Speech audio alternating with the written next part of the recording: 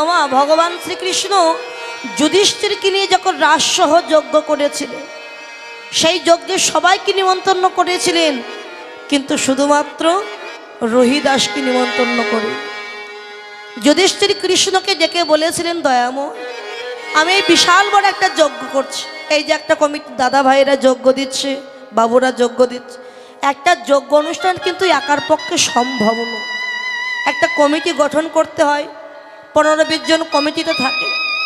তা কৃষ্ণ, এই যে আমার বিশাল বড় যজ্ঞ, রাজসহ যজ্ঞ, এই যজ্ঞের যে একটা দায়িত্ব আছে, এই দায়িত্ব তুমি কার উপরে দেবে কৃষ্ণ? কত টাকা ইনকাম হলো, কত টাকা খরচা হলো এই যজ্ঞে, আয় ব্যয়, এই হিসাব নিকাশের দায়িত্ব কাকে দেবে? বলে এই দায়িত্ব দিলাম আমি দুর্যোধনের উপর। দুর্যোধন, তুমি কি জানো না কৃষ্ণ, সে আমার শত্রু, তাকে যদি এই দায়িত্ব দাও সে তো সব ধ্বংস করে ফেলবে। এখানে তত্ত্ব দাঁড়িয়েছে, তত্ত্বে কি বললেন? জগতে যে চোর, চোরের সামনে একটা বস্তু রেখে যদি বলা হয়, দাদা তুমি আমার এই বস্তুটা দেখে রেখো, ওই বস্তু কিন্তু আর চুরি হয় না। যে চোর, আপনি জানেন যে এটা চোর, এ চোর, চোরের সামনে বস্তুটা দিয়ে আপনি চৌকি দিতে বলবেন আর চুরি হবে। তাই দেহের মধ্যে ষড়রিপু আছে, কাম, ক্রোধ, লোভ, মদ, মোহ, মাৎসর্য। এই ষড়রিপুকে ধ্বংস করছে কে? এই ষড়রিপু দিবানিশি কৃষ্ণ ধনকে ধ্বংস করে দিচ্ছে, বিন্দুরূপী কৃষ্ণ ধন।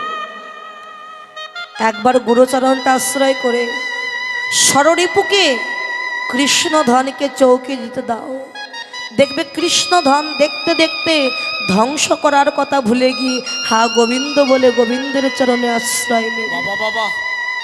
আচ্ছা কৃষ্ণ, তুমি পরিবেশনের দায়িত্ব কাকে দেবে?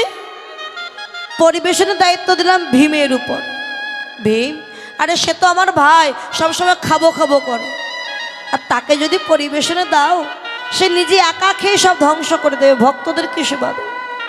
তত্ত্বদর্শী বললেন, এ জগতে যে খাই খাই করে তাকে পরিবেশন করতে দাও, দেখবে পরিবেশন করতে করতে সে খাওয়ার কথা ভুলে যাবে, খাওয়ার কথা ভুলে যাবে, আর খেতে চাইবে। আচ্ছা কৃষ্ণ দয়াময়, তুমি সবাইকে সব দায়িত্ব দিচ্ছ, কিন্তু তুমি কোনো দায়িত্ব নেবে না এই যজ্ঞে। আরে দাদা, কে বলেছে আমি দায়িত্ব নেই? আমি যে কবে থেকে দায়িত্ব নিয়ে বসি, সবাইকে সব দায়িত্ব দিয়েছি, কিন্তু আমার জন্য আমি নিজে আলাদা একটা দায়িত্ব আমি বেছে রেখে দিয়েছি, যে দায়িত্ব আমরা কেউ নিতে চাই না। বাবা, দায়িত্বটা কি দায়িত্ব কৃষ্ণ? কি দায়িত্ব জানো? তোমার এই যজ্ঞে বহু দূর দূরান্ত থেকে যখন আমার ভক্তগণ আসবে, ক্লান্ত হয়ে পরিশ্রান্ত হয়ে, আমি গিয়ে যজ্ঞের বাহির দাঁড়িয়ে যত ভক্ত আসবে, ওই ভক্তের চরণ দুখানা হৃদয়ে জড়ায়ে ধরে আমি কি করিব জানো? আমার দুটি নয়ন জলে চরণ ধোয়াইয়ে দিব, দুটি নয়ন জলে চর আমি ধোয়ে দিব, দুটি নয়ন জলে চরণ ধোয়ায়ে দিব। আমার এমন ভাগ্য কবে বা হবে, দুটি নয়ন জলে চরণ ধোয়াইয়ে দিব। আমার এমন ভাগ্য কবে বা হবে, দুটি নয়ন জলে চর আমি ধোয়ায়ে দিব। আমি বহু জনমে অপরাধী, দুটি নয়ন জলে চরণ ধোয়াইয়ে দিব। আমি বহু জনমে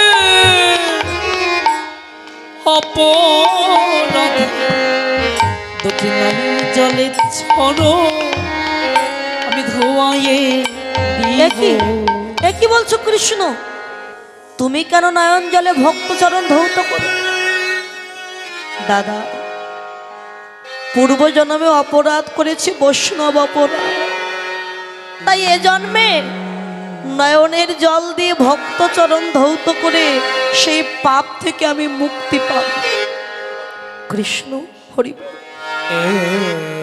তুমি কি পাপ করেছো? ভগবান কখনো পাপ করতে পারে?